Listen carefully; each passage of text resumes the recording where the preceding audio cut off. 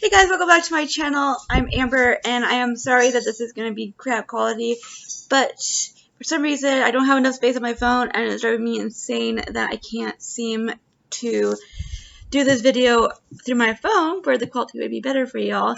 But I really wanted to talk about this book, so here we are. I don't know if I'm back. My name is Amber. Maybe you've seen me, maybe you haven't, probably you haven't, and that's whatever situation. But I wanted to come on here and talk about a book that I just read a couple days ago, and it's been a while since I've been so excited about a book, since I've really just been rereading, or just not reading at all. And I finally got back into the mood for reading, and I picked up a book, nonfiction, and I'm going to go into like super detailed talk about it. So I don't know if you consider nonfiction a spoilery topic thing, but if you don't want to know any little detail about this book going in and you just want the basics, here it is. The book is The Woman Who Smashed Codes by Jason Bighorn. Like I said, it's nonfiction about this wonderful woman named Elizabeth Smith, who in 1916 was hired by George Fabian, an eccentric tycoon who believed that there were secret codes in Shakespeare's works. And she meets this man named William Freeman. They end up marrying, and they, like, as she is working on the supposed code, she realizes, not really, and she teams up with William to figure out, because they know that codes are real and they wanted to work it out, and they lay a foundation for a lot of things in our history, in our time, in our present day. Like the codes that work our phones are basically because of her, and sexism, and the fact that William's work was the one that everybody automatically went to because he was a man, silenced her part in the fact that she was a Nazi hunter. She broke codes during in both world wars, and she worked with the Coast Guard in between the wars, and she was a major player in code breaking. She laid a lot of foundations for so many things, and so great. So that is basically all you have to know about this book. In reading it, I absolutely loved it. 5 out of 5. There's just so many things in this book that I really just wanted to talk about that I just loved. Things I didn't even know about when it came to World War II in general. So I'm just going to be reading a lot of the things that I have tagged here and just talk about all of it as I go through it. So if you're going to consider that spoilery, I would leave now. Otherwise, continue on with me as I kind of delve into a book about a woman that history silenced, that men silenced, and that this man decided to open the doors to that history and shine a light on her part in both world wars. So the first one that I wanted to read off, probably the longest section, and you can't not even see it because of the crap quality, but there you go. This is in the author's notes, and I felt like when I read this that it showed what his purpose in this book really was about, and why he wanted to write it. And there's a little like a sentence at the very end of this highlighted part that I think that stood out the most to me. So Elizabeth spent the war catching Nazi spies, among other little-known feats.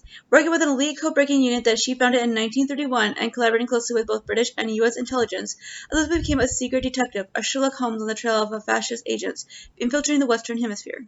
She tracked and exposed them, smashing the spy rings, ruining Nazi dreams.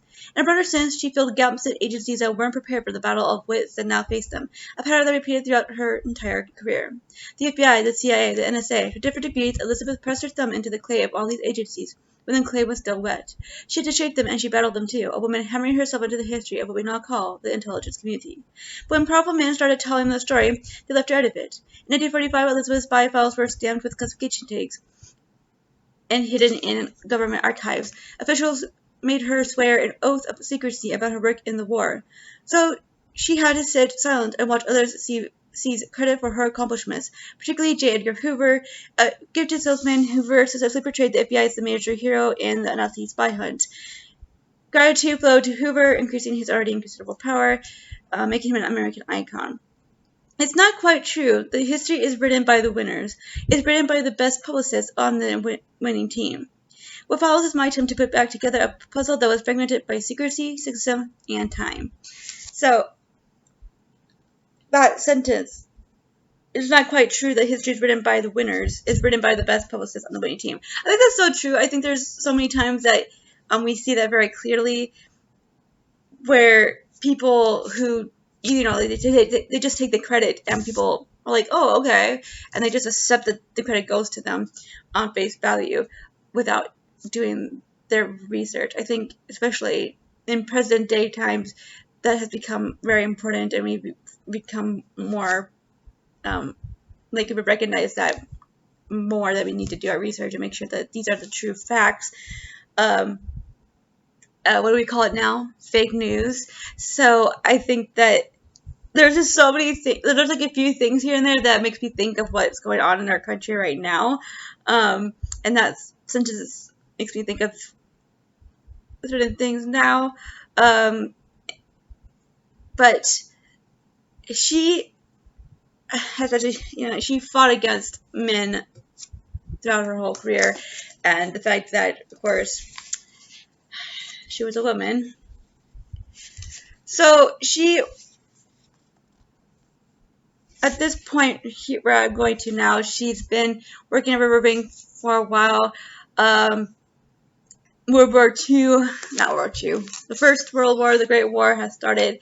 I love this book deals with a lot of like the basic foundation of code, and he shows you like what she had to work with and what code looked like for her. And she ends up working with this man named William Freeman, and because they realized that Mrs. Gallup, who was the first woman, maybe not, but I'm probably not, but the first nobleman who worked with code and was well known for it. She believed that there was code in Shakespeare's work, and George Fabian, who had like this utopia of scientific experimentation and all this stuff on his whatever you want to call it, estate, he may not even believed it himself fully, but he was falling on it. Like, he wanted her to go for it. And Elizabeth started to realize that there really wasn't any code in Shakespeare's works, and she recognized the fact that that she was making the code become, making code basically throughout it, and making it work for whatever she really wanted it to be. I think Mrs. Gallup believed that Francis Bacon was the original and actual author of Shakespeare's works. So she went into breaking code with that bias, and of course she got what she wanted to see. And Elizabeth realized that it was false, and of course she was hesitant because, she was, at the moment that she was hired, she thought she was going to have to go home and go back to being a teacher, which she did not want to be. She felt very much like she was trapped, and Fabian swooped her out and into this whole new world, and she felt like, would it be ingratitude to speak up about this? Eventually realized that she had the right to speak her mind. Fabian, although he listened to what she had to say, wasn't going to believe what she had to say, and Gallup was in her own delusional world, fully believing what she had. But her and William, she goes to him and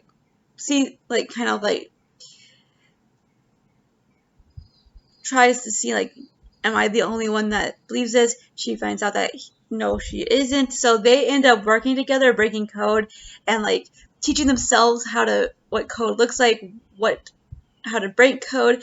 And in the First World War, and for the first 8 months of that war, as credible as it may sound, William and Elizabeth and their team at Riverbank did all of the code breaking for every part of the U.S. government.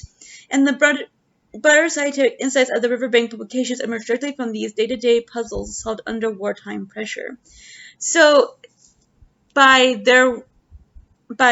doing all of this, they were able to lay the foundation for what would happen in World War II, and how codes and code breaking was such a vital aspect to World War II.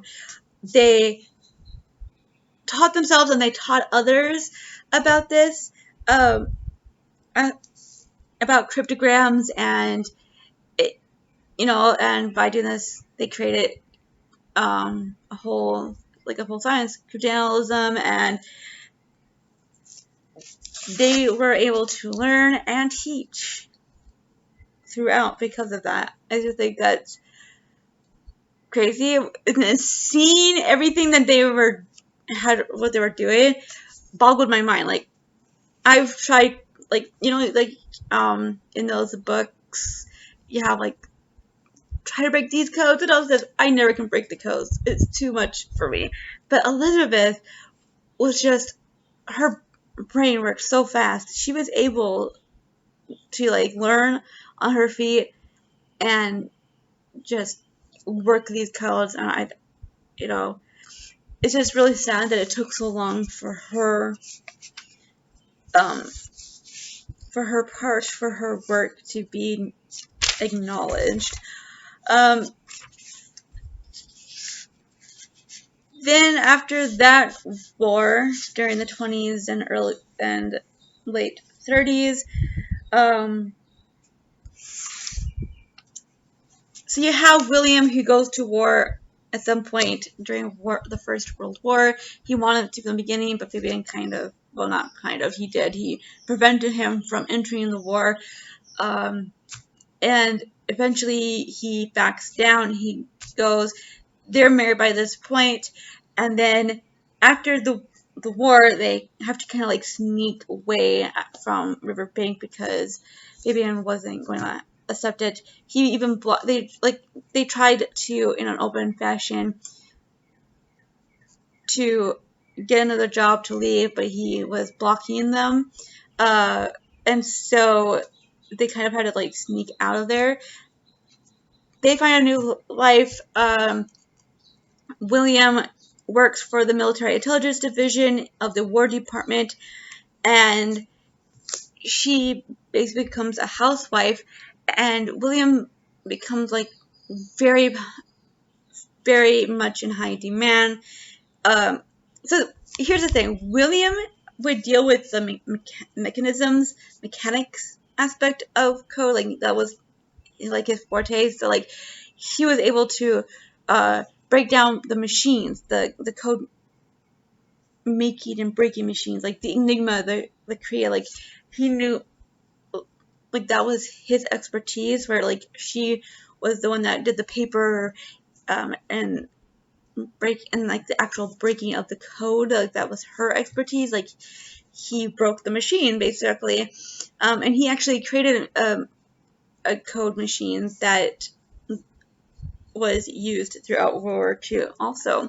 But anyways, something that I knew in the back of my mind, it's so obvious that this would be a thing, but in the 20s there was growing more and more in America anti-Semitic views in the 20s, by the way. So this is when, and because of the success of immigrant Jews, there was a lot of resentment towards them, and Henry Ford even launched an anti-Semitic weekly newspaper. It's just awful.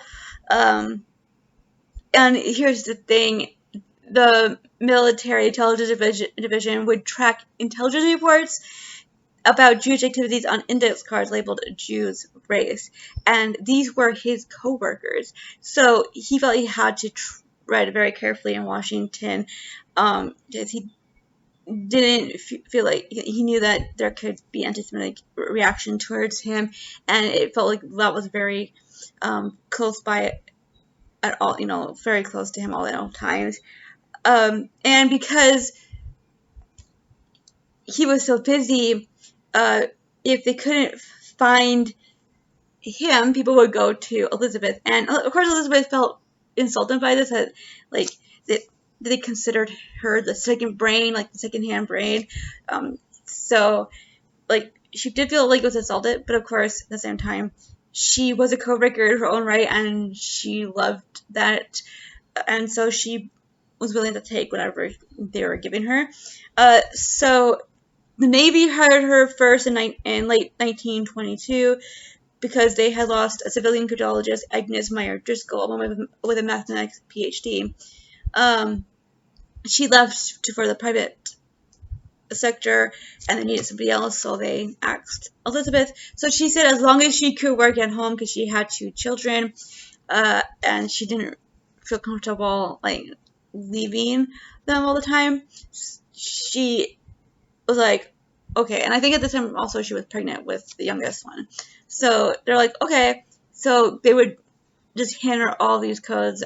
Like once a week she would go to the base and get the codes, come home, and throughout the week she would break all these codes, and they just kept piling on her. And then actually Barbara was the oldest, sorry. John Ramsey was the youngest, born in 1926. So then she starts working for the Coast Guard, the Treasury part of the Coast Guard, the Treasury. So the Coast Guard was years ahead of the other government agencies in radio prowess. They had built large radio towers along the East Coast to aid in search and rescue operations, to help save boats and sailors in storms. And because of that, they were able to intercept messages from bootleggers. So this was during Prohibition. So she worked with them to deal with the black market situation. So like the bootleggers would send coded messages to people on land saying like, meet me at this certain point, all this, and she would break these codes. And because of that, a lot of these bootleggers and stuff were like Al Capone and like mobsters and gangsters and all this stuff. And so it's crazy this, but the Rum Kings of 1925, she was able to kind of break up these, whatever they're called, schemes and stuff by breaking these codes. Just a lot of crazy. She ended up having to go to court to testify, and I don't have this highlighted. I should have highlighted this. I should have found it before I made this video. But there's this one point where she is in court, and I actually found it real fast. She was testifying about the codes that she broke, and the defendants were actually Chicago associates of Al Capone himself. And so the chief of the Prohibition Bureau, Amos Walter Wright Woodcock, was asking her questions about the code, how she broke it, and all this stuff. And all the defendants' lawyers were like, "Oh no, she couldn't possibly have broken the codes. We should, you should take her, basically wipe out her." But they were immaterial, incompetent, and irrelevant. And Elizabeth said, turning to the judge, "I believe I am asked my opinion of the reading of this message. This is not a matter of opinion. There are very few people in the United States, not many, it is true, who understand the principles of this science. Any other experts in the United States would find after proper study the exact readings I have given here." I think she's just so brave, considering who are the defendants and the fact that she was putting herself in the line of danger there in some ways. She even had to go to court by escort, because of that risk that she could easily maybe like been shot down on the street, before the testimony and such. The defense lawyers wanted everything to be excluded because of all of that, and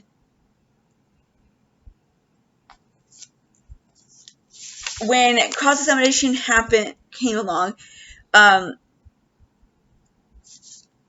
like, oh, we should exclude all these things because it does, there's no great meaning to them, blah, blah, blah. And at one point, in one of the other testifying, when she testified, they just didn't believe that a woman could possibly be able to break these codes. And she's like, give me a blackboard and I'll show you how to do it. And she basically had a class in cryptology right there in the courtroom. And by the time she was done, all the jurors were nodding along with her. So they basically were their worst enemies by their sexist assholery. I just found like all that so brilliant. Like, she was amazing, and I just fell for her.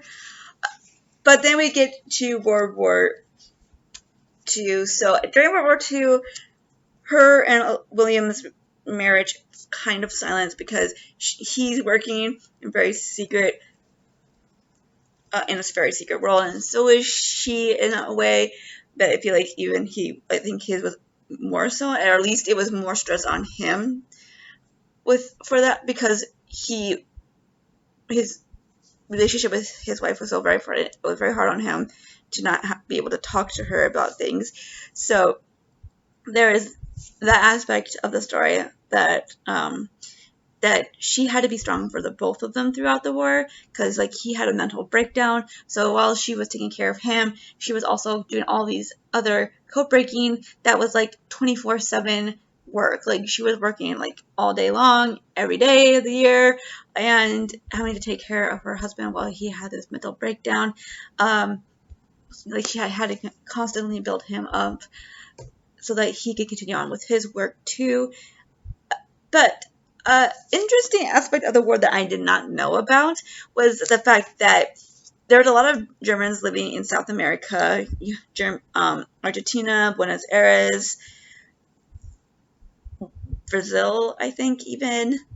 And when World War II started, America didn't, they believed in neutrality. They didn't want to enter the war at all. And they're like, oh, Roosevelt was like, was it Roosevelt when I think about it?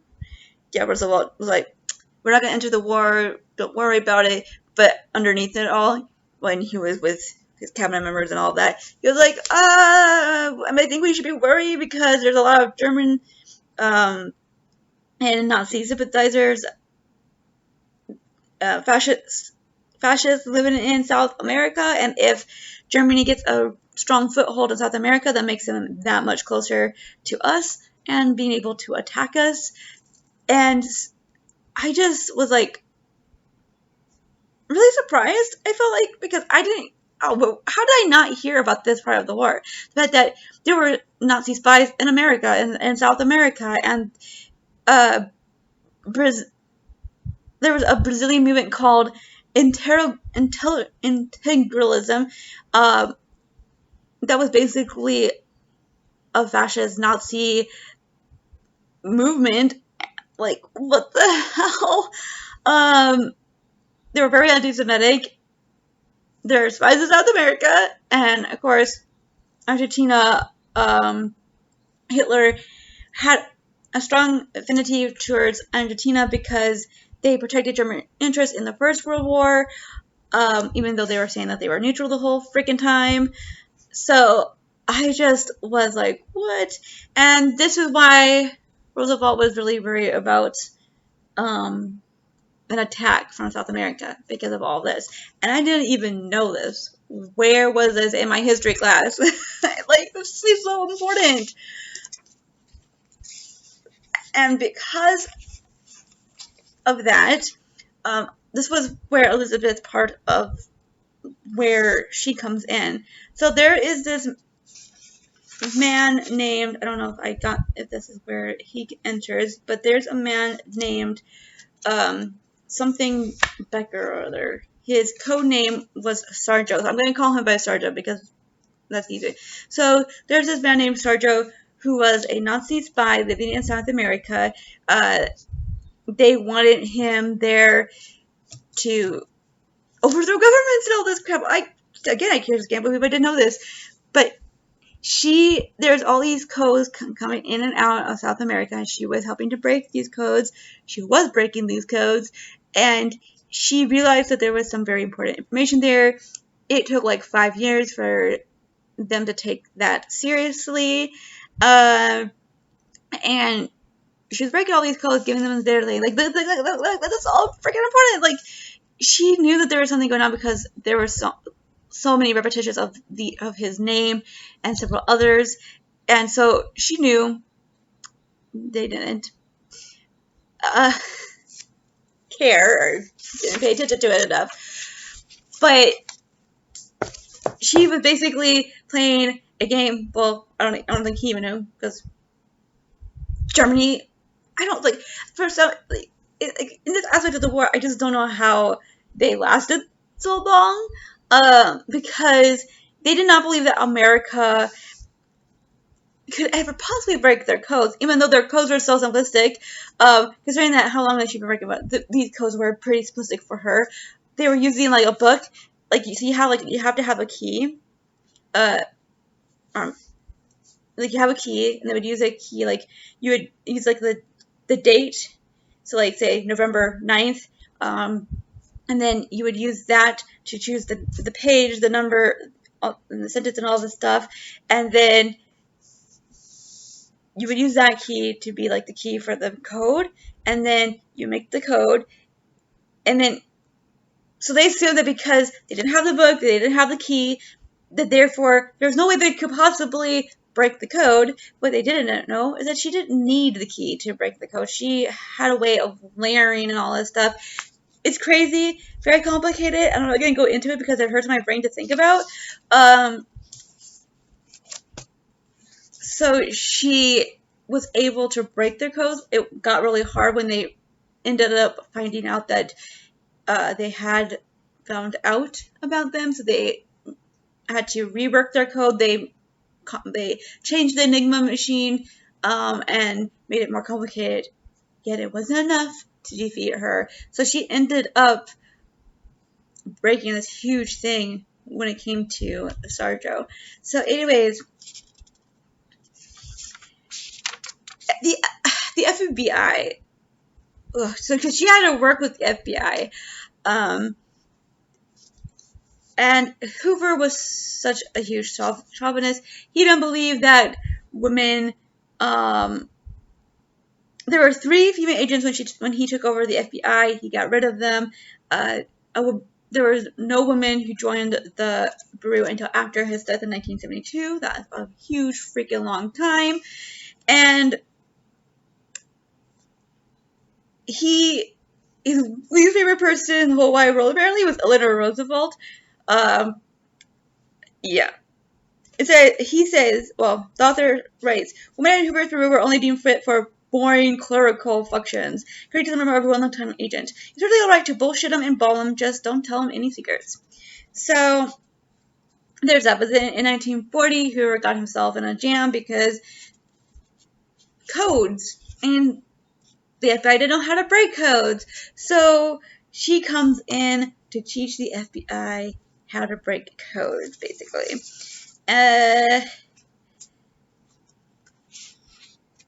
But that's just so crazy because he's just, all that.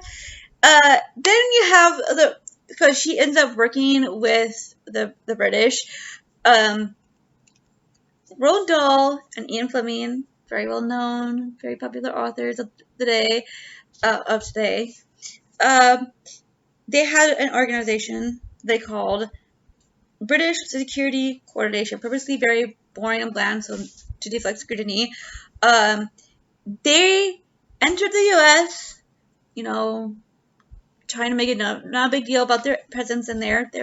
These 2 men were spies, by the way, if you didn't know that. They were going to try to force America out of their isolations into the war and to do whatever they possibly could to make it happen.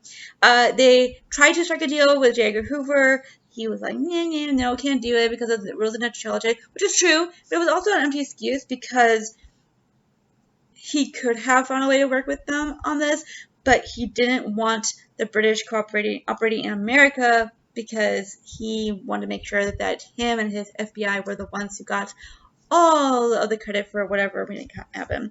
So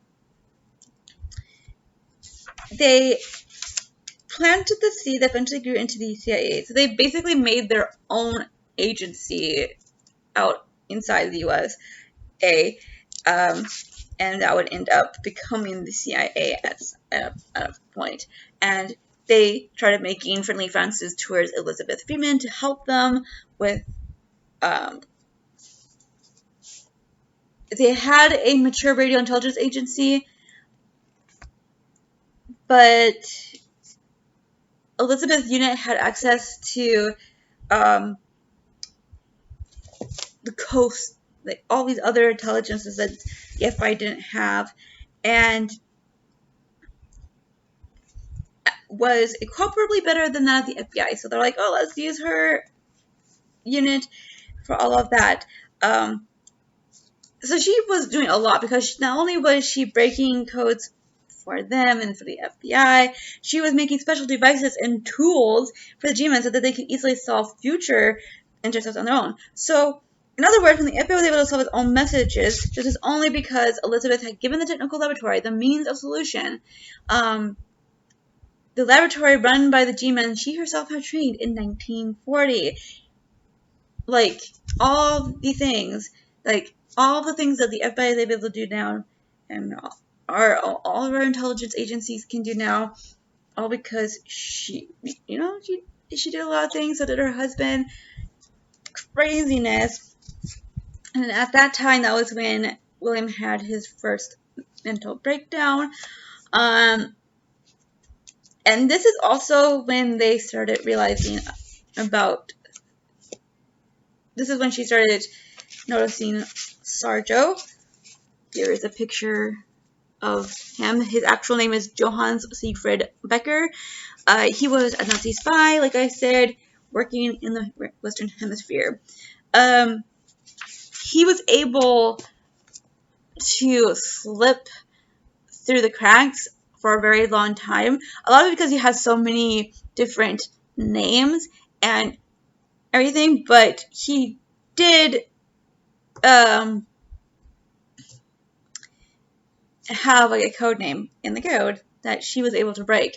So in mid 1944, the FBI concluded that the activities of 250 Nazi agents in South America and 29 radio stations could be traced back to Becker, directly and indirectly. And he was able to escape, like I said, all the traps, every net, except for the one set by Elizabeth. And yeah, she doesn't get any credit for it. Craziness. So, throughout and also, the FBI, it was a one-way exchange with them and the Coast Guard, the FBI, I mean. So, they were giving them all these broken codes, giving them the solved puzzles, and of course, they weren't getting anything back, which would have helped them make things a little bit easier for them when trying to break these codes. This is how the history of the Invisible War will become distorted. These are the small decisions that erased Elizabeth from the record and later allowed J. Edgar Hoover to take credit for her achievements. By saying that, that the FBI did this or they did that, these small things. Eventually, her part was completely erased from these records. And of course, it was all misleading. The decrypts were indeed furnished to agents in the field by the FBI, technical laboratory, but only because the Coast Guard had furnished them with the solutions. So it's yeah, you were able to do it, but only because of these people who are working themselves to death trying to solve these puzzles. So it's just really frustrating. And Elizabeth never got credit from the FBI, personally in that time. even after. And she was starting to feel like in 1941 she started to feel like she was losing her hold on her own team that she had created, and she was right, because they were basically drafted into the Navy on November 1st of 1941, and she did not like that. She wanted to be, especially because she knew that it would end up being run by a man, and therefore she would be not the cryptanalysis in charge, she would just be another cryptanalyst, and that's a step down. We'll step down in pay too, by the way, so it's like really, really, really hard. A little interesting tidbit that we learn throughout this, something that I didn't really know. Like, I thought when I heard that they knew about the attack on Pearl Harbor, that it meant that they knew that Pearl Harbor itself was going to be attacked. So William was one of the people that worked on breaking the code for this information about the bombing, about this attack.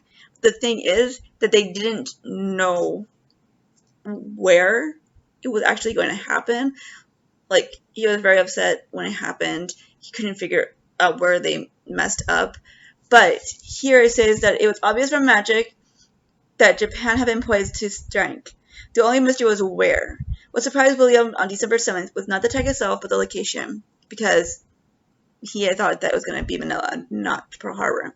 So that is just something I never heard about. I feel like people purposely hide that aspect of that whole thing, because maybe they just really want to say well, they knew, and they just want to put all that blame on them, when in reality it's like they knew part of it.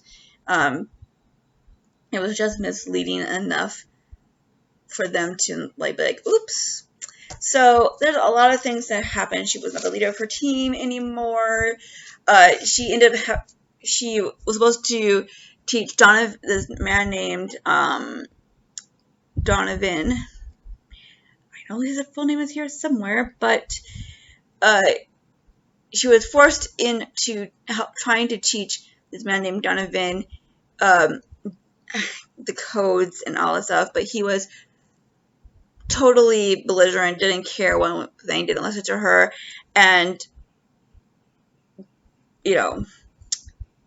caused her more problems than necessary.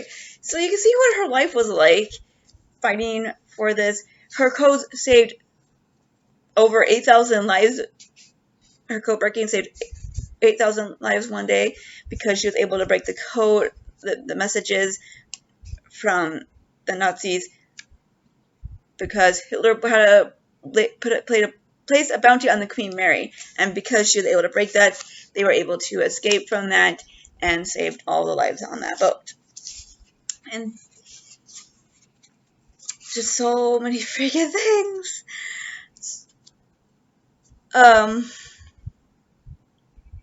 So yeah, like I said, there's just so many things that she did. Just so many things that I could be reading here. Alright, I'm not going to go anymore. I think that gives you enough of a hint. Elizabeth Smith Freeman was an amazingly strong woman who didn't get credit for everything that she did for this war. She was able to give these agencies all the information that they needed to get Sarjo / Becker, and if it hadn't been for her, who knows where certain parts of this war would have ended up. You just don't ever know. But she was able to stop these Nazis. There are so many Nazis that she helped capture. She laid the foundation for so many things. Like I said, the code that runs our computers and our phones is laid in the foundation of what she was doing then. She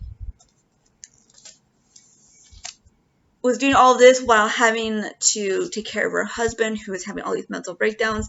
Well, he had 2 major mental breakdowns, but he was always kind of I don't want to say weak because that's wrong, but like it was like he was walking on a crutch all the time because they didn't, even then they didn't really know how to handle mental illnesses.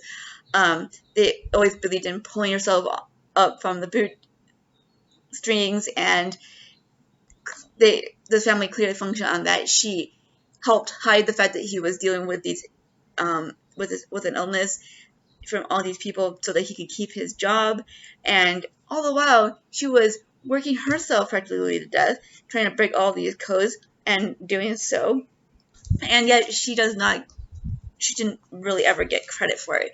The only reason why she even gets credit, like she has an auditorium named after her, and there's two auditoriums, one that's named after both her and her husband, which was for that one was originally only named after her husband, and then eventually when people bring to light, and then you have another auditorium named after her only, and that's only because several women who were working in the National Intelligence Security Office, the NIS, was found out about her through research. There's this one woman who was purposely using the transcripts for testimonies that Elizabeth